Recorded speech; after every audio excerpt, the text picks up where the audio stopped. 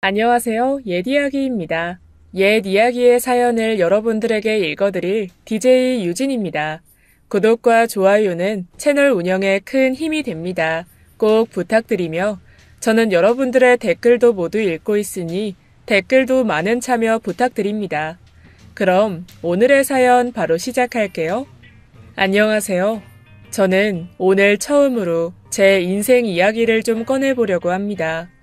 사실 남들한테 들려줘서 좋을 거 없는 기구한 팔자를 갖고 있어요. 괜히 주변 사람들한테 말해봤자 술자리에서 안줄거리로 씹히기만 할까봐 그동안 혼자서 마음속에 꼭꼭 눌러 담아놨었거든요. 그렇게 저는 속마음을 숨기고 사는 게 습관이 된 사람이었는데 제 곁에 있어주는 남편을 만나서 이렇게 용기를 내게 됐습니다. 옛말에 쥐구멍에도 벼뜰 날이 있다고 하더니 그 말이 진짜였나 봐요. 제 삶은 쥐구멍보다도 못한 만신창이 같았거든요. 그렇게 지지리도 운이 없던 제 인생에서 남편을 만난 건 진짜 큰 복이에요. 남들한테 매일같이 자랑해도 모자랄 멋진 사람입니다.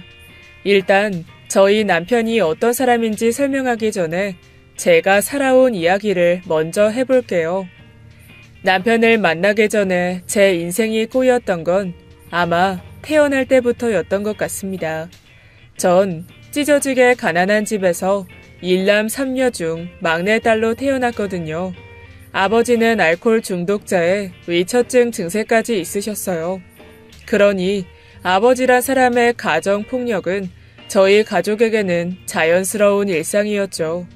매일같이 술만 마시면 엄마를 의심하며 처자식 가리지 않고 때려댔고 어린 자식들을 보며 참고 살던 엄마도 끝끝내 견디기 힘드셨나 봐요. 어느 날은 쥐약을 먹고 스스로 목숨을 끊으려 하셨더라고요. 그때의 일은 어린 마음에 정말 큰 충격이었습니다. 아직도 기억에서 잊혀지지 않는 걸 보면 말이에요. 그날 엄마는 운이 좋은 건지 나쁜 건지 쥐약을 먹고도 목숨을 건지셨고 아버지는 그런 일을 겪고도 바뀌지 않았어요. 엄마가 죽음의 문턱까지 다녀온 걸 모르는 사람처럼 전과 똑같이 매질을 해댔으니까요. 그렇게 지겹도록 반복되는 지옥 같은 삶을 보내다 보니 전 어느새 자라서 초등학교에 들어갈 나이가 됐습니다. 드디어 나도 언니 오빠들처럼 학교에 간다고 들떠있던 어느 날 부모님이 말도 없이 저를 어딘가로 데려가셨어요. 그날 제가 따라간 곳은 멀지 않은 곳에 있는 작은 엄마네 집이었어요. 나중에 알고 보니 작은 엄마가 애를 낳지 못하는 상황이라서 저를 양녀로 보내버린 거였더라고요. 제 의견은 묻지도 않은 채 아버지가 혼자 결정하고 강제로 보낸 거였습니다. 당시 8살밖에 안 됐던 저는 뒤늦게야 부모에게 버려졌다는 사실을 알았지만 솔직히 그때는 생각보다 별로 슬프지 않았어요. 작은 엄마랑 작은 아빠가 처음 3년간은 제게 엄청 잘해주셨거든요. 제가 너무나도 바라던 학교도 보내주시고 예쁜 옷도 사주시고 친부모님들과는 다르게 정말 두 분의 친딸처럼 대해주셨습니다. 그러다 가끔 친언니들이나 친오빠를 만날 일이 있을 때면 언니 오빠들은 잘 차려입은 제 모습을 보며 부러워하고는 했어요. 비록 어린 나이에 부모님과 떨어져 지내야 하긴 하지만 그래도 저는 아버지의 폭력에서 벗어나 잘 먹고 잘 지내는 제 모습이 좋았습니다. 그때 당시 작은 아빠가 사업을 크게 하고 계셨거든요. 주변에 인맥도 넓고 인망이 두터운 사람으로 알려져 있어서 그만큼 경제적으로 여유로운 집안이었습니다. 그런 집안에 양녀로 들어갔으니 당연히 본가보다 생활이 편할 수밖에 없었죠. 매일 술과 폭력이 끊이지 않던 저희 집 분위기와는 다르게 경제적으로 풍요로운 집안은 특별히 싸울 일도 없는 것 같더라고요. 전 그렇게라도 폭력적인 아버지에게서 벗어난 게 너무 행복했습니다. 하지만 그건 딱 초등학교 3학년 때까지의 일이었어요. 제가 4학년에 들어설 무렵 작은 아빠가 크게 하던 사업이 부도가 났습니다. 집에 넘쳐나던 돈이 순식간에 증발해버리자 작은 엄마와 작은 아빠의 부부싸움은 하루도 마를 날이 없었어요. 그러다 보니 두 사람은 점점 예민해지고 폭력적으로 변했고 저를 더 이상 딸이 아닌 일개 감정 쓰레기통 취급하더라고요. 처음엔 단순히 욕하고 구박하는 걸로 시작하더니 어느새부턴가 폭력을 사용했습니다. 제 친아버지가 제게 그랬던 것처럼요. 그렇게 하루아침에 집안이 망하자 작은 엄마와 작은 아빠는 순식간에 변했어요. 매일같이 학대를 일삼았고 밝고 쾌활했던 저는 점점 주눅이 들고 불안해졌습니다. 잊고 있던 폭력에 대한 공포가 다시 시작됐고 그곳에서 벗어나고 싶었어요. 그래서 어느 날은 작은 엄마의 매질을 견디다 못해 무작정 집을 뛰쳐나왔습니다. 아무 계획도 없이 그냥 집을 나온 거였어요. 그래서 혼자 갈 곳이 없어서 여기저기 떠돌아다니다 경찰서까지 가게 되었죠. 경찰은 혼자인 제게 집이 어디냐고 물었고 저는 차마 작은 엄마네 주소를 말할 수가 없었습니다. 그곳으로 돌아가고 싶지 않았어요. 그래서 고민 끝에 원래 살던 집 주소를 말하게 됐고 경찰의 도움으로 부모님과 언니 오빠들이 있는 본가로 돌아가게 됐습니다. 하지만 제 기대와는 다르게 그 집에도 저를 반겨주는 사람은 없더라고요. 네가 여긴 왜 찾아온 거야? 아버지, 저도 이제 여기서 살래요. 이미 작은 집에 돈 받을 거 다 받고 양료로 팔아넘긴 건데 지금 나보고 너를 다시 데려와서 키우라고? 그게 무슨 상관이에요? 여기가 우리 집이잖아요. 저도 언니 오빠들이랑 같이 살래요. 시끄러. 너 다시 데려올 돈도 없고 그럴 생각도 없으니까 당장 돌아가. 아버지, 저 거기 돌아가면 작은 엄마랑 작은 아빠가 또 때릴 거예요. 막 욕도 하고 세게 때린단 말이에요. 이제 진짜 맞기 싫어요. 시끄럽다고 했지? 이미 그 집에 갔으면은 그 집 딸인 거야. 때리든 굶기든 내 알 바 아니라고. 더 할 말 없으니까 좀 가. 아버지는 저를 집에도 들어오지 못하게 문전박대하며 대놓고 거부했습니다. 마치 더러운 병균 취급이라도 당하는 것 같았어요. 그리곤 제 얘기는 듣지도 않은 채 다시 짐을 꾸려서 그 집으로 돌려보내려고만 했어요. 제가 그곳에서 학대를 당하고 있다는 사실을 말해도 소용없었습니다. 이제 자기와는 상관없는 일이라며 저를 더 밀치고 때려서라도 내쫓으려고 했어요. 아버지가 저를 때리는 모습에 놀란 엄마가 옆에서 말렸고 그러면서도 엄마도 저와 함께 살 마음은 없는 듯 아버지가 꾸린 짐을 손에 들려주더라고요. 이거 들고 얼른 돌아가라고 하셨습니다. 솔직히 아버지가 때리고 밀어내는 것보다 전 그런 엄마의 모습이 더 충격이었어요. 그나마 믿었던 엄마마저도 저를 작은 집으로 돌려보내려고 하자 이제 제가 살 곳은 여기가 아니라는 걸 깨달았어요.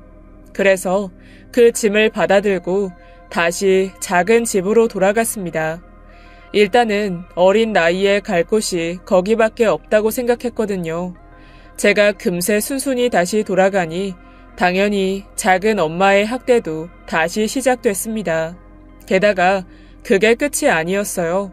시간이 흘러 제가 중학생이 되고 나니 작은 엄마가 집을 비우는 일이 있을 때마다 작은 아빠가 몹쓸 짓을 하기 시작했어요. 아직은 제 나이가 어리니까 성인이 될 때까지만 견디면 될 거라고 생각했는데 작은 아빠의 행동은 차마 버틸 수가 없겠더라고요. 그래서 그 후로는 작은 엄마가 집을 비울 때면 원래 집으로 돌아갔습니다. 작은 아빠와 단둘이 집에 남겨지는 것보다 거기서 아버지에게 대신 매를 맞는 게 차라리 마음이 편했거든요. 그렇게 어린 나이에 매일 양쪽 집안에 시달리는 게 지쳐서 전 얼른 이 상황에서 벗어나고 싶었어요. 빨리 성인이 되기만을 바랬고 성인이 되자마자 백화점 직원으로 취직했습니다. 얼른 돈을 모아야겠다는 생각뿐이었어요. 그런데 그마저도 제게는 쉽지 않더라고요. 너 백화점 나간 지가 얼마나 됐지? 이제 1년쯤 됐을 거예요. 그럼 그동안 돈 좀 모았겠네? 모아두기는 했는데 그건 왜요? 왜긴 왜야. 내가 그동안 너 먹여주고 키워준 값을 안 받았잖아. 이제 성인도 됐고 너도 돈 버니까 앞으로는 꼬박꼬박 나한테 갖고 와. 그건 제가 쓰려고 모은 돈이에요. 너 지금 내 말에 토다는 거니? 키워준 은혜도 모르고 이게? 그런 게 아니라 당장 통장이랑 도장 전부 내놔. 집에서 쫓겨나기 싫으면 매달 통장에 돈 잘 넣어놓고, 알겠어? 전 그대로 통장과 도장을 뺏길 수밖에 없었습니다. 당장 내놓지 않으면 또다시 폭력에 시달릴 게 뻔했으니까요. 이제 저도 성인이 되기는 했지만 평생 시달린 폭력에서 벗어나는 게 맘처럼 쉬운 일은 아니더라고요. 그렇게 힘들게 모은 돈을 다 잃고 나자 허탈함이 밀려왔습니다. 하지만 그렇다고 계속 돈을 뺏기기만 할 수는 없었어요. 이제 제가 이 집에서 탈출할 방법은 아무도 모르게 비밀 통장을 만드는 것뿐이었습니다. 그래서 그 뒤로는 철저히 겉으로는 돈이 없는 척하며 뒤로 감춰서 모았어요. 그날부터 제가 의지할 곳은 남몰래 쌓여가는 통장의 적금뿐이었네요. 그렇게 20대 초반의 나이에 제가 혼자서 고군분투하는 동안 저의 친오빠와 언니들은 모두 시집 장가를 갔습니다. 그런데 다들 결혼 생활이 순탄치는 않은 것 같더라고요. 하나뿐인 오빠는 아버지에게 보고 배운 건지 젊은 나이부터 위처증 증상이 심했고 견디다 못한 새언니가 친정으로 도망갔다고 했습니다. 그리고 큰언니는 남편이 외도를 하고 있다고 했고 둘째 언니도 남편이 위처증이 있어서 힘들어하다가 결국 이혼을 했다고 했어요. 그래서 저는 제 스스로 돈을 모으면 곧바로 독립하는 게 목표이긴 하지만 비혼주의자로 살겠다고 다짐했습니다. 그동안 일하면서 백화점 남자 직원들의 고백도 많이 받아봤고 주변에서 좋은 남자를 소개해주겠다며 중신 제안도 여러 번 했지만 모두 거절했어요. 그때 제 목표는 그저 남몰래 돈을 모아서 저 혼자 편하게 사는 거였네요. 저희 부모님과 형제 자매들이 다들 결혼 생활을 제대로 못하는 걸 봤기 때문에 저 스스로 결혼이라는 것에 대한 로망도 희망도 없었어요.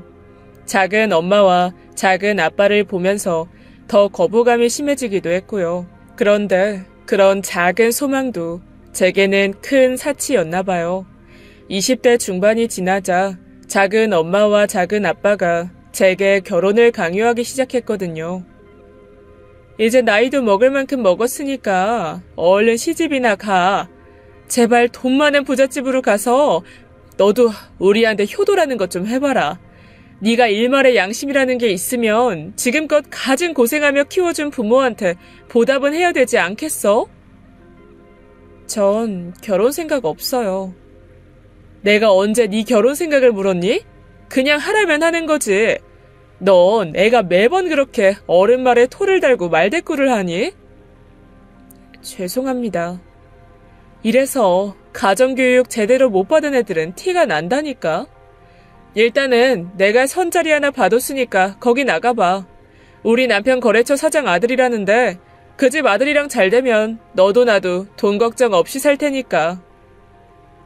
선자리라뇨? 갑자기요? 거기서 제대로 못하면 어떻게 되는지 알지? 그러니까 눈치껏 알아서 잘해. 결혼이라는 인생 중대사에도 제게 선택권이 있을 리 없었어요. 이미 계획된 선자리에 나가야만 했습니다. 작은 엄마의 뜻에 따르지 않으면 어떤 후폭풍이 밀려올지 두려웠거든요. 며칠 후 저는 억지로 선을 보러 나갔고 커피숍에서 만난 거래처 사장의 아들은 27 동갑내기였어요. 돈만 많은 노총각 아저씨를 소개받는 건 아닌가 걱정했는데 그나마 다행이었네요. 그리고 또 하나 다행인 게 있었습니다. 대화하는 중에 알게 된 사실인데 사장 아들도 알고 보니 아버지 손에 이끌려 저처럼 억지로 선자리에 나온 거였더라고요. 이야기를 나누다 보니 저희 두 사람 다 비혼주의자라는 사실을 털어놓게 되었어요.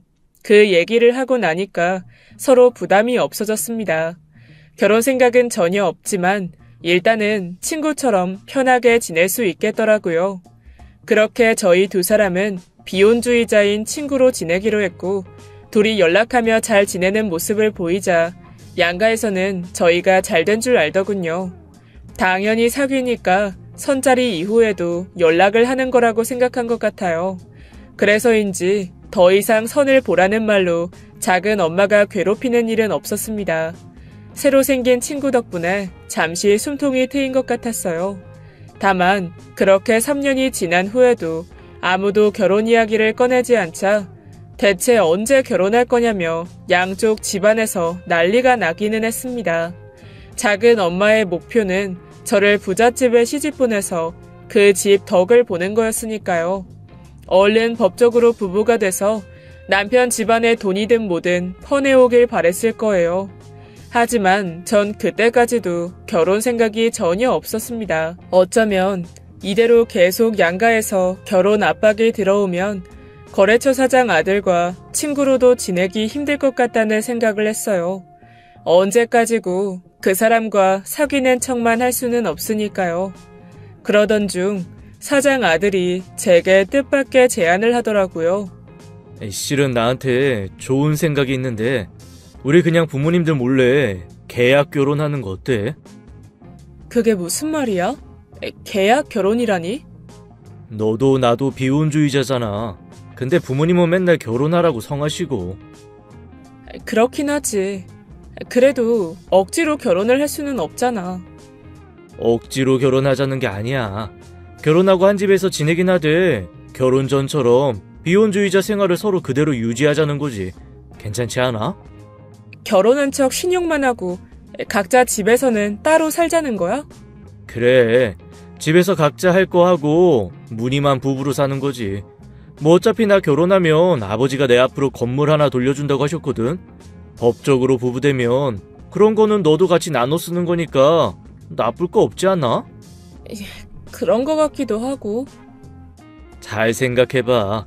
내가 아니더라도 어차피 넌 누군가랑 결혼을 해야만 부모님 간섭이 끝날 거라고.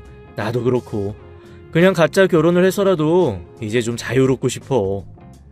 거래처 사장 아들은 고민하는 저를 계속해서 설득했고 저는 그 사람의 제안이 나쁘지 않다는 결론을 내렸습니다. 형식적으로 결혼만 하면 된다고 하니까요.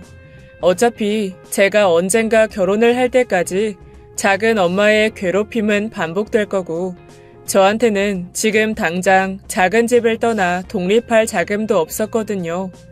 그렇게 제가 제안을 승낙하자마자 저희는 부모님 몰래 계약 결혼을 했습니다. 남모르게 비혼주의자 부부가 된 거였어요. 그리고 애초에 계획대로 결혼했다고 달라진 건 없었어요. 각자 서로의 일상에 대해 간섭하지도 않고 그냥 친구처럼 한 집에 지내는 게 제 예상보다도 더 괜찮은 것 같았어요. 게다가 시댁 어른들은 모두 친절하시고 시누이도 사람이 참 착하더라고요. 저희한테 결혼을 축하한다며 시댁에서 30평대 아파트도 사주셔서 전 전에 누려보지 못한 나름 부유한 삶을 살게 되었습니다. 작은 엄마에게 등 떠밀려서 한 결혼이지만 나름 그 안에서 행복을 찾아가고 있었네요. 작은 엄마가 없는 집은 제게 평화롭기 그지 없었습니다. 그런데 바람과는 다르게 평온한 일상은 그리 오래가지 못했어요. 결혼 후 얼마나 지났을까? 남편이 술을 마신 상태로 오토바이 사고를 당했거든요. 그 사고로 남편의 왼쪽 다리가 절단됐고 전 지극정성으로 남편을 간호했어요. 사실 저희 두 사람은 계약으로 만난 사이이기에 병간호까지는 제가 굳이 안 해도 되기는 했어요. 옆에서 병간호할 사람 쓸 돈이 없는 가난한 집안도 아니고요. 저도 그건 알지만 제 마음이 그렇지 못하더라고요. 계약으로 엮이긴 했어도 저랑 결혼한 남편인데 이렇게 힘든 상황에 아내로서 옆에 있어주고 싶었습니다. 저는 남편이 얼른 몸도 마음도 회복하기를 바랬고 재활치료도 성심성의껏 도왔어요. 그렇게 한동안 저도 남편도 피가 나는 노력을 한 끝에 남편은 의족을 끼고서 혼자 걸을 수 있는 날이 왔습니다. 돌아보면 그렇게 되기까지 꽤 오랜 시간이 걸렸네요.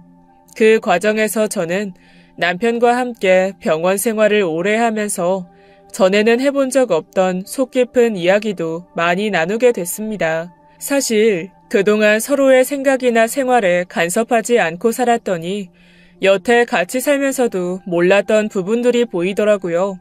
남편도 같은 생각인지 제게 점점 마음을 열고 이런저런 얘기를 해주기 시작했고 본인이 왜 비혼주의자가 됐는지도 알려줬습니다. 난 순전히 어머니 때문이야. 우리 아버지가 엄마를 사랑하지 않으셨으니까 어머니가 일방적으로 아버지를 사랑했고 평생 일방통행이었던 두 분 관계가 내 눈엔 전혀 행복해 보이지 않았거든.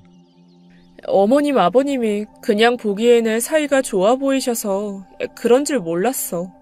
어머니가 남모르게 엄청 노력하시니까 그럴 거야.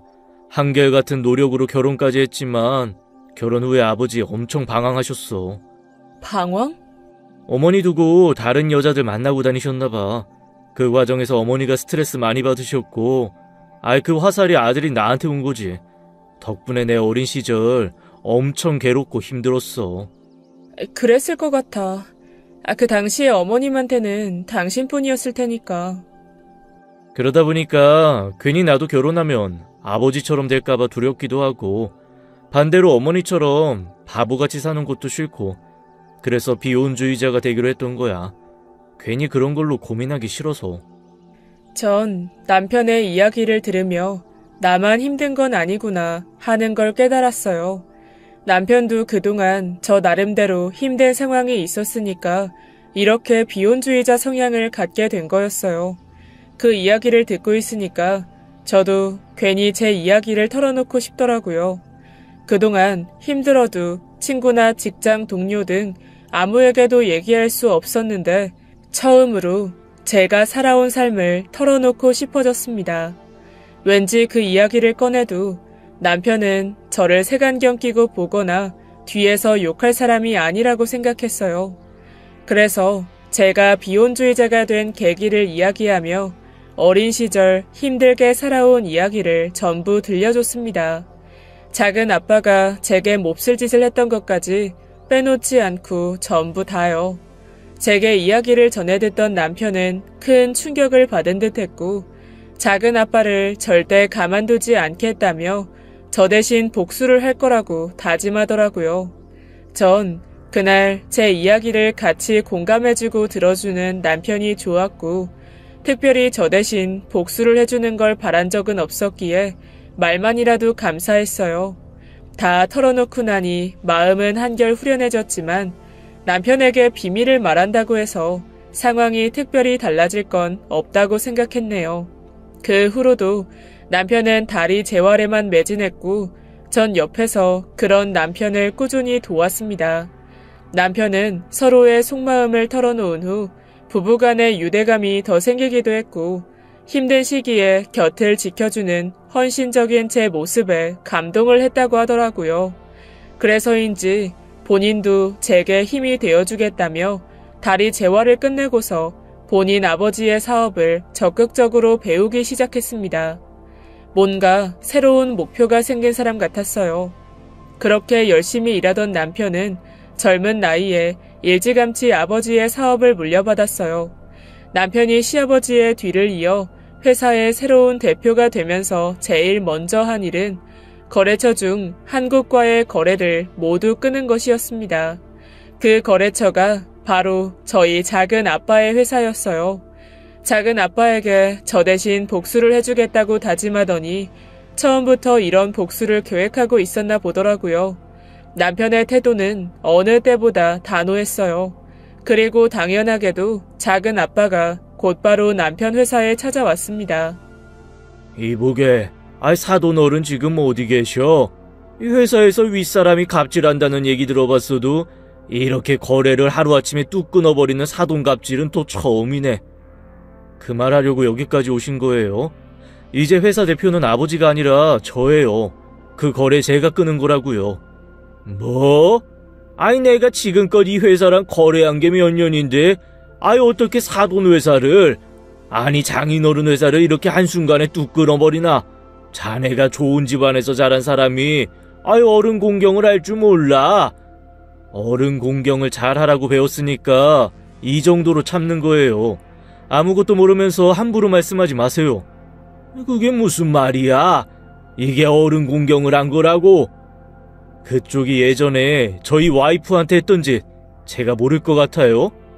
뭐? 그게 지금 무슨? 이렇게 일방적으로 거래 끊는 복수가 억울하면 우리 법적으로 해결할까요? 협박이 섞인 남편의 말에 작은아빠는 입도 뻥끗하지 못하고 돌아갔다고 했습니다. 아마 이 문제를 법적으로 해결한다고 해도 돈 많은 집안을 상대하기가 어려울 거라는 걸 알았을 테니까요. 결국 가장 큰 거래처를 잃게 된 작은아빠는 또다시 회사 부도를 맞게 되었고 그 후폭풍으로 큰 빚까지 떠안게 되었습니다. 제 입장에선 그 정도 벌로도 성에 안 차기는 하지만 그래도 저 대신 복수를 해준 남편이 너무 고마웠어요. 저 혼자였다면 복수는커녕 평생 가슴속에 묻어두고 끙끙대기만 했을 테니까요. 그렇게 작은 집이 풍비박산이 난 후 어느 날 작은 엄마가 저를 찾아왔습니다.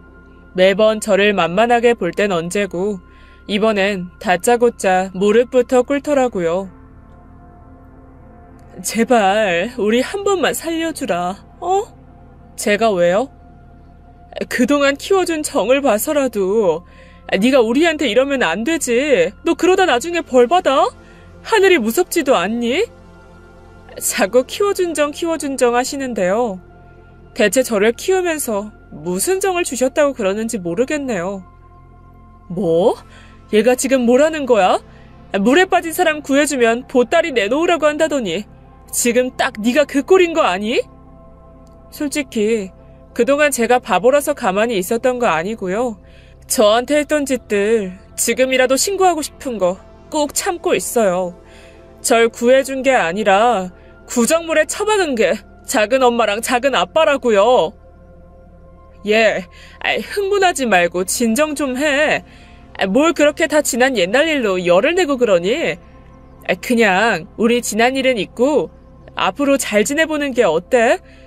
너도 친정 부모가 잘 지내야 남편 앞에서 면이 서지 않겠어? 친정 부모요? 그딴 거 필요 없으니까 당장 제 눈앞에서 사라져 주세요. 왜 자꾸 말을 그렇게 차갑게 하니? 지 애비 닮아가지고. 그럼 나도 큰 건 안 바랄 테니까 빚만 좀 없애게 도와줘. 네 작은 아빠도 숨은 좀 쉬어야 하지 않겠니? 이러다 사람 죽어. 그거만 해주면 네 말대로 이제 안 나타날게. 두 분이 알아서 하세요. 다 자업자득인 거 모르겠어요? 저랑 상관없는 일이니까 좀 가시라고요. 지금 당장 경찰 불러드려요? 전 그날 어릴 때부터 그동안 쌓여왔던 울분을 터뜨린 것 같았어요. 제 곁을 지켜주는 남편 덕분에 생전 처음으로 눈치 보지 않고 작은 엄마에게 할 말을 다 했어요. 그리고 그 길로 작은 엄마네와의 인연을 끊어버렸습니다. 이제 더 이상 집이나 돈이 아쉽지도 않고 두 사람이 없어도 제가 살아가는데 큰 지장이 없어졌으니까요. 그렇게 제가 인생에서 큰 결단을 내리는 사이 시댁 어른들은 며느리의 지극정성 간호 덕분에 아들이 다시 일어선 거라는 걸 알게 되셨다고 하더라고요. 아들 며느리가 누구보다 서로를 위하는 마음이 잘 보인다며 회사 일에 대해서도 아들 내외의 결정을 존중하겠다고 하셨습니다. 그리고 시댁 부모님들께 아무 말도 안 하는 것도 예의가 아닐 것 같아서 남편이 작은 엄마와 작은 아빠에 대한 이야기를 조금 했다고 했어요. 전부 다는 아니고 어린 시절 저를 학대했었다는 사실만 말한 것 같더라고요. 그 이야기를 들은 후라 그런지 시부모님은 저희가 갑자기 거래처를 끊어버린 일도 당연히 여기고 이해해 주시는 것 같았습니다. 제 아픈 상처를 후벼 파서 힘들긴 했지만 지금 와서 생각하면 다행인 일이었어요. 언젠가 한 번쯤 일어날 일이었다면 더 늦기 전에 끝내는 게 맞으니까요. 그 후 저희 부부는 무늬만 부부인 비혼주의자로 사는 걸 그만두었고 여느 부부들처럼 서로 평생의 동반자가 되기로 약속했습니다. 평생 고생만 하고 산터라 사람을 잘 믿지 못하는 저지만 이런 남자라면 평생 믿고 따라갈 수 있을 것 같았어요.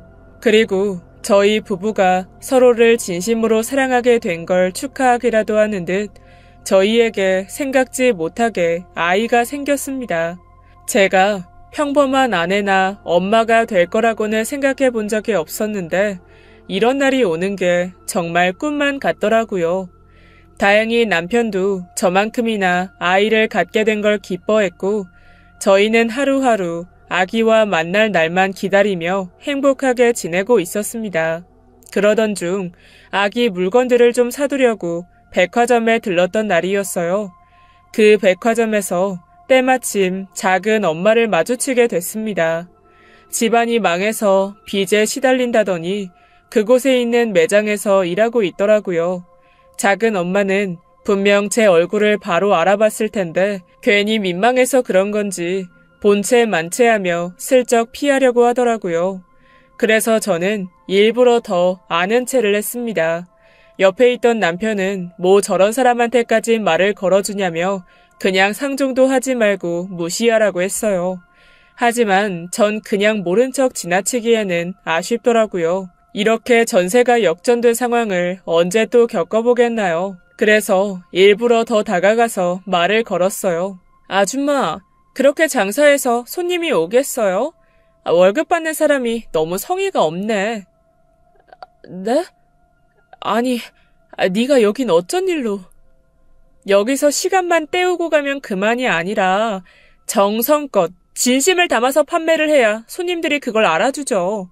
그 구겨진 얼굴도 좀 피고요. 웃는 얼굴에 침 못 빼낸다고도 하잖아요. 너 지금 내 속 뒤집으려고 일부러 찾아왔니? 제가 그렇게 한가한 줄 아세요? 그리고 고객한테 너라뇨. 이 직장도 겨우 구하신 것 같은데 잘 좀 하세요. 빚 갚으시려면 열심히 하셔야죠. 제가 살아보니까 쥐구멍에도 볕들 날이 있더라고요. 작은 엄마는 얼굴이 불그락 푸르락 했지만 저에게 단 한마디도 못하고 땅바닥만 쳐다보고 있었어요. 작은 엄마의 모습을 보고 있자니 어릴 적 소리치는 작은 엄마 앞에서 웅크린 채 바닥만 보던 제 모습이 떠올라 마음 한켠이 시큰했습니다. 제 옆에서 구겨진 인상으로 서 있던 남편도 한마디 거들었어요. 여보, 그만하고 가자. 뭐 저런 사람까지 다 상대하고 있어. 어차피 이제 다시 볼 일 없는 사람들인데. 그 말에 작은 엄마가 욱했는지 돌아서서 가려는 제 남편 팔을 붙잡았어요. 박서방, 그거 해도 너무하는 거 아닌가? 그래도 내가 자네 장모인데. 장모요?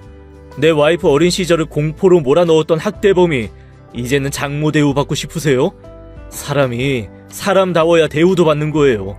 그나마 내 와이프 먹여주고 입혀준 은혜로 이 정도로 끝내는 줄 아세요. 이거 나요. 그 무서운 손으로 어딜 만집니까? 남편은 제 손을 잡고는 얼른 가자고 재촉했어요. 작은 엄마와 마주하는 자체를 불결하게 여기는 것 같았네요. 그래서 저희는 지체하지 않고 그 자리를 떠났습니다. 그 일이 있은 후로도 작은 엄마네 부부는 저희 근처에 나타나지 않았어요. 괜히 나타났다가 또 개망신을 당하고 싶지는 않았을 테니까요. 대신 저희 친정 부모님이 콩고물이라도 얻어먹으려고 제 곁을 기웃거리더라고요. 그동안 작은 엄마네 부부 때문에 제 앞에 나서지 못하다가 이때다 싶어서 찾아오는 것 같았어요. 애초에 전 작은 엄마네만큼이나 친정 부모님들에 대한 애정이 한 톨도 없었어요. 저를 버린 매정한 사람들이니까요. 그런데 작은 집이랑 조금 다른 게 있다면 낳아준 부모라서 그런지 차마 차갑게 내칠 수가 없더라고요.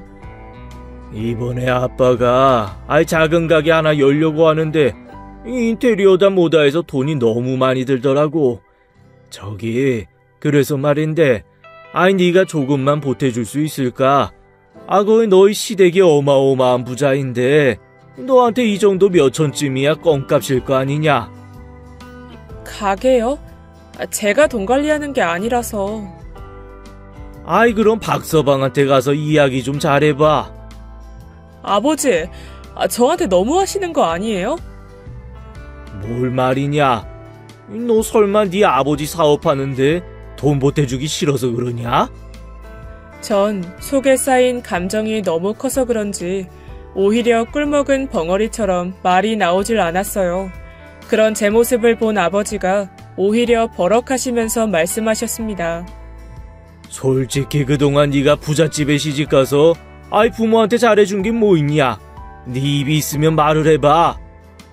잘해준 거?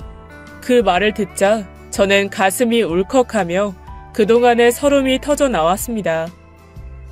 아버지, 그런 아버지야말로 저한테 뭘 그렇게 잘해주셨어요?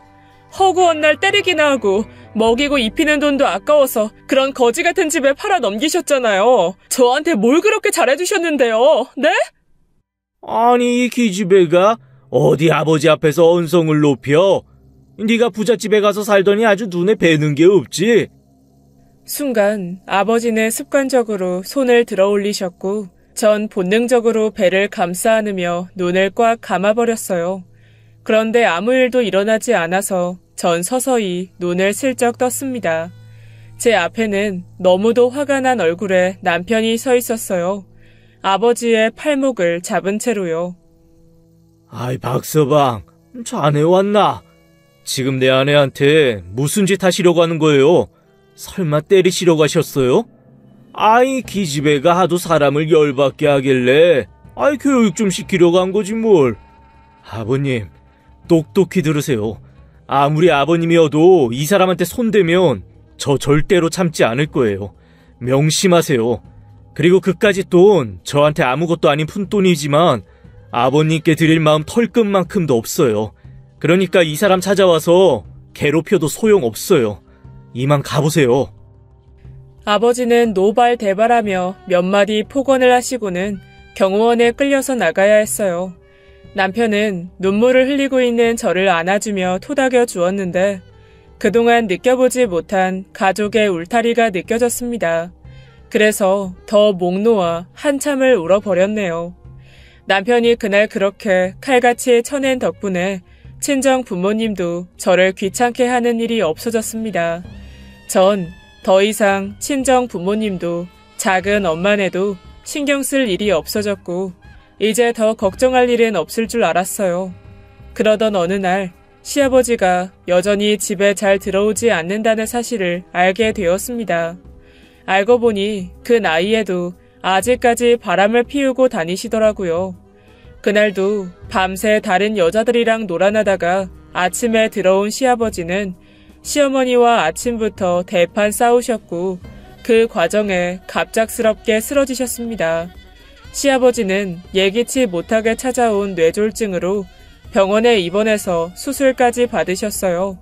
시어머니는 며칠간 시아버지와 병원에 상주하며 병수발을 하셨죠.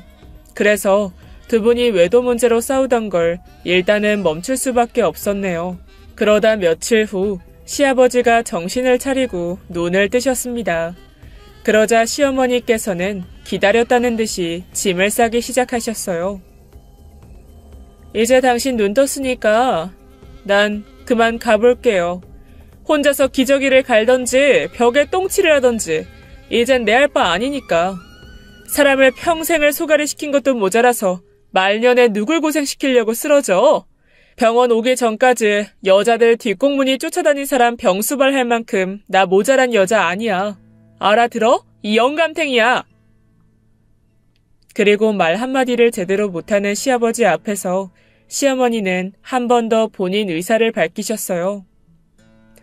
당신 좋다는 여자들이 한둘이 아닌 것 같은데 그 상간녀들 데려다가 돌아가면서 병수발 시키면 되겠네요.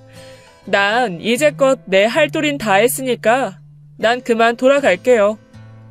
그리고는 문을 쾅 닫고 집으로 돌아가셨습니다. 시어머니는 그렇게 아픈 남편을 두고 뒤도 돌아보지 않고 병원을 뛰쳐나갔고, 시아버지의 내연녀들 중 어느 한 명도 병수발을 대신하겠다는 사람은 없었습니다. 어쩌면 당연한 얘기였어요. 끝내 시어머니에게 버림받고 혼자서 병원 생활을 전전하던 시아버지는 결국 참다 못해 제게 연락을 하셨습니다. 아직 회복되지 않은 어눌한 발음으로 말씀하시더라고요. 나 대신 네 시어머니 좀 설득해서 보내주거라. 아이, 그 사람이 내 말을 들으려고 해야 말이지. 아마 지금은 아들 녀석 말도 안 통할 것 같고, 아이, 그래도 며느리가 하는 말은 듣는 신용이라도 앉지 않겠냐. 그럼 제가 말씀은 드려볼게요. 많이 화가 나신 것 같아서. 다시 병원으로 돌아가실지는 모르겠지만요. 어떻게든 설득해서 아이, 꼭 좀 오라고 해. 혼자 병원에 있으려니 불편한 게 한두 개가 아니다. 남들은 다 가족이 옆에 있는데 아이, 나만 혼자서 이게 뭐 하는 건지. 네, 알겠습니다. 어머님을 두고 일평생 바람을 피우다 버림받으신 거기에 저도 같은 여자로서 시아버지가 얄밉긴 했어요. 부부간의 신뢰를 저버린 게 실망스럽기도 했고요. 하지만 그래도 지금은 많이 아프신 상황이잖아요. 이럴 때 아버님을 혼자 버려두었다는 사실이 어쩌면 나중에 시어머니의 마음에 짐이 되지는 않을까 걱정되더라고요. 그래서 저는 더 늦기 전에 시어머니에게 직접 연락을 드렸고, 다행히 시아버지가 예상하신 대로 어머님이 제 얘기는 들어주시더라고요. 저는 아버님의 말씀보다는 그냥 제 마음을 전해드렸습니다. 어머님이 나중에라도 후회하시지 않게 아버님 병간호를 다시 하시는 게 어떻겠냐고요. 결국 제 이야기를 듣던 시어머니는 마지못해 병원으로 다시 가셨고, 시아버지의 병간호를 다시 하시게 되었습니다. 마음 약한 어머님은 며느리의 부탁으로 어지저지 다시 돌아오기는 했지만 그동안 쌓인 게 억울하기는 하셨나 봐요. 시어머니는 시아버지의 병수발을 하는 내내 그간 쌓인 슬픔과 서러움을 모두 토해내셨고, 병원 침대 신세인 시아버지는 그 모든 하소연을 들으셔야 했습니다. 이제 더 이상 큰소리칠 기력도 없거니와 괜히 반박이라도 했다간 또다시 어머님이 떠나실 수도 있었으니까요. 그렇게 평생 외도를 일삼던 시아버지는 한순간에 거동도 제대로 못하는 환자가 되셨고, 마음고생이 끝이 없었던 시어머니는 시아버지의 대소변까지 받아내셨어요. 사람 인생이라는 게 원래 한치 앞을 알 수 없다지만 어머님은 늦은 나이까지 편하게 지내실 순 없으신 것 같더라고요. 그러던 어느 날 시아버지가 계시는 병원에서 연락이 왔습니다. 뇌졸중의 후유증으로 앞으로 장기간의 재활이 필요한 상황이라고 하더라고요. 그만큼 가족들의 도움이 많이 필요한 일이라며 저희가 미리 마음의 준비를 할 수 있게 연락을 한 거였어요. 그리고 그 소식을 들은 날 시어머니에게서도 전화가 왔습니다. 어머님은 왜인지 전화기 너머로 눈물을 흘리시는 것 같았어요. 너도 알고 있겠지만 내가 젊은 나이에 그 양반이랑 결혼해서 평생 마음고생에 눈물 마를 날이 없었어. 그땐 눈에 뭐가 씌었었나, 뭐가 그리 좋았나 몰라. 힘드셨던 거 알아요. 그동안 고생 많으셨어요, 어머님. 그렇게 평생 나한테 마음고생을 시키더니 네 시아버지라는 사람은 속도 없는지 이제 늙은 나이에 몸고생까지 시키려나 보다. 워낙 정정하던 양반이라 조금 지나면 자리 털고 일어날 줄 알았는데 대체 내가 언제까지 이렇게 살아야 되니? 어머님이 누구보다 고생하신 거 잘 알지만 그래도 조금만 더 힘내봐요. 아버님 재활에 정성 쏟다 보면 그래도 전처럼 일상생활 하시지 않을까요? 그런 날이 올까? 이러다가 평생 저 인간 똥오줌이나 받으면 어떡하나 싶어서 내가 너무 억울해. 말도 못하게 서운하기도 하고. 어머님, 그런 생각하지 마세요. 저희 남편은 재활에서 더 힘든 상황도 이겨냈잖아요. 아버님도 결국 일어나실 테니까 미리부터 겁먹지 말아요, 우리. 제가 더 열심히 도와드릴게요. 그날 저는 시어머니께 곁에서 함께 도와드리겠다고 약속드렸어요. 그리고 그 약속을 지키기 위해 시아버지의 재활치료를 열심히 도와드렸습니다. 어머님 혼자서는 벅찬 일이라는 걸 알기에 서로 번갈아 가면서 병간호를 했어요. 그렇게 시아버지의 재활에만 매달리다 보니 또 3년이라는 시간이 훌쩍 지났습니다. 그러다 보니 이제 아버님은 혼자서 스스로 걸으시고 기본적인 일상생활 정도는 무리 없이 할 수 있어졌어요. 물론 남들이 보기에는 여전히 말투나 움직임 자체가 조금 부자연스럽기는 해요. 그래도 아버님이 거동을 직접 하시게 되면서 어머님의 고생이 줄어들게 된 게 너무 다행이더라고요. 그 사이 어머님 마음속의 분노와 억울함도 많이 가라앉은 것 같았어요. 그렇게 점차 저희 가족의 삶도 안정을 찾아갈 무렵 시어머니의 생신이 찾아왔습니다. 제가 어머님을 위해 집에서 미역국을 직접 끓여서 가려고 연락을 드렸어요. 어머님, 오늘 제가 미역국 맛있게 끓여갈게요. 아니다. 괜찮아. 네? 왜요? 그게 너희 시아버지가 이미 끓여줬어. 아버님이요? 그래, 해가 서쪽에서 뜨려나? 새벽부터 일어나서 잡채랑 미역국이랑 이것저것 만들더라고. 어머, 아버님한테 이런 면이 다 있으셨네요? 그럼 저는 뭐해 갈까요, 어머님? 뭐 해올 것도 없겠어. 너희 시아버지가 다 차려놔서. 그냥 케이크만 하나 사와라. 네, 어머니. 그날 전 놀란 마음에 시댁으로 바로 찾아갔고 결혼 몇 년 만에 처음으로 시아버지가 하신 음식들을 먹어봤어요. 처음이라 물론 솜씨가 어설프기는 했지만 미역국, 잡채, 소 불고기까지 푸짐하게 차려져 있더라고요. 아버님의 솜씨 발휘에 저희 가족은 예상치 못한 가족 만찬을 함께했네요. 그리고 다음날 아침 시어머니께서 너무 놀란 목소리로 제게 전화를 하셨습니다. 시아버지께서 오늘도 직접 아침밥을 차려줬다며 이런 일은 살면서 처음이라고 하시면서 엄청 당황하신 것 같았어요. 몇 년 전까지만 해도 집에 잘 들어오지도 않던 분이 갑자기 가정적으로 변하니까 어머님은 크게 놀라신 것 같았어요. 한편으로는 아버님의 변화가 기쁘기보다는 걱정이 크신 것 같더라고요. 혹시 또 어머님 모르게 무슨 잘못이라도 저지른 건가 싶으셨대요. 다행히 그 후로도 어머님의 걱정과는 다르게 아버님의 변화는 계속됐고 다음날도 그 다음날도 매일같이 시어머니를 위해 아침밥을 차려주셨습니다. 여전히 아버님의 음식 솜씨는 조금 서투르지만 그동안 시어머니의 마음고생을 시킨 일을 보상이라도 하려는 듯 열심히 하시더라고요. 시어머니가 마음을 달래기 위해 오래전부터 혼자 해오시던 봉사활동도 시아버지께서 함께 다니기 시작하셨을 정도예요. 하루는 어머님께서 젊은 시절에는 매일 와이프를 외롭게만 하더니 이제는 귀찮게 뭐든 함께 하려고 한다며 불평 아닌 불평을 하시더라고요. 그런데 말은 그렇게 하셔도 분명 행복한 말투셨어요. 두 분이 부쩍 붙어있는 시간이 많아지면서 전과 다르게 사이도 많이 좋아지신 게 눈에 보였거든요. 그러다 하루는 시아버지가 가족들을 모아놓고 웬 서류를 한 장 내미셨습니다. 그 서류를 저희 부부에게 보여주며 말씀하시더라고요. 나중에 내가 죽고 나면 꼭 여기다 묻어다오. 네? 여기가 어딘데요? 내가 최근에 가족묘를 미리 좀 사뒀다. 지난번에 갑자기 쓰러진 것도 그렇고 사람이 언제 어떻게 죽을지도 모르는 일인데 미리부터 준비를 좀 해놔야겠더라고. 네, 알겠습니다. 그게 아버님 뜻이라면 그렇게 할게요. 그냥 이제 내가 바라는 거 딱 하나야. 이 준비해놓은 가족묘에 우리 집사람이랑 나란히 묻히는 거, 그거면 돼.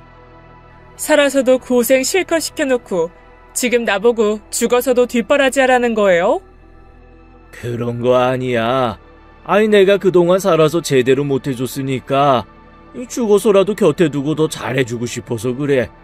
다 늙어서 좀 잘해준다고 평생 마음 고생시킨 게 사라지는 게 아니잖냐. 새삼스럽게 갑자기 그런 말은 왜 하고 그런데요. 그날 시아버지의 속마음을 댔던 시어머니는 눈물을 흘리셨어요.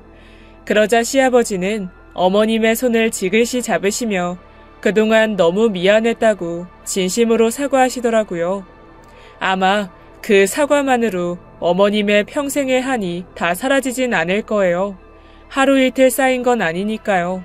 하지만 아버님이 직접 어머님이 힘들었을 마음을 알아주신 것만으로도 두 분에겐 아주 큰 관계의 발전이지 않았나 싶었어요.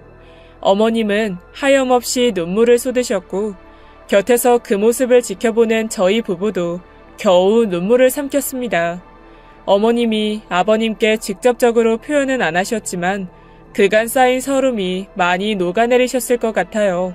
앞으로 시부모님 두 분의 남은 생이 얼마나 될지는 아무도 모르겠지만 서로가 서로에게 의지하며 지금보다 더 돈독한 사이가 되시면 좋겠어요. 물론 저도 두 분 옆에서 남편과 함께 행복하게 지내려고요. 사실 전 이미 집안에서 복덩이 며느리라고 불리며 잘 지내기는 합니다. 특히 시어머니보다도 요즘은 시아버지가 저를 엄청 예뻐하시네요. 아버님은 제가 집안에 들어온 덕분에 모든 게 잘 풀렸다고 말씀하셨어요. 어릴 때는 친정 부모님도 작은 집도 저를 반기지 않는 천덕꾸러기 신세였는데 지금은 한 집안의 복덩이라는 소리를 들으니 그간 살아온 인생이 정말 꿈만 같습니다. 어쩌면 한편의 드라마를 썼던 것 같기도 해요. 어릴 때는 드라마 속에 잠깐 스쳐 지나가는 조연일 뿐이었던 제가 어느새 당당한 주인공이 된 것 같아요. 그래서 사실 용기를 내서 이 사연을 보낸 것이기도 합니다. 어쩌면 남들에게 꺼내놓기 부끄러웠던 제 인생이지만 혹시라도 과거에 저와 비슷한 상황에 있는 또 다른 누군가가 있을 수도 있는 거잖아요. 만에 하나라도 그런 사람이 있다면 당신도 언젠간 본인 삶의 주인공이 되는 날이 올 테니까 힘내라고 말씀드리고 싶어요. 저도 고생 끝에 멋진 남편과 시부모님들을 만났고 저희 부부를 닮은 예쁜 아이도 낳아 행복한 삶을 누리고 있으니까요. 제겐 평생 이런 기회가 없을 줄만 알았는데 역시 인생은 아무것도 모르는 거더라고요. 지금까지 옛이야기였습니다. 끝까지 함께해 주신 여러분 진심으로 감사드리며 전 내일 이 시간 다시 돌아올게요. 감사합니다.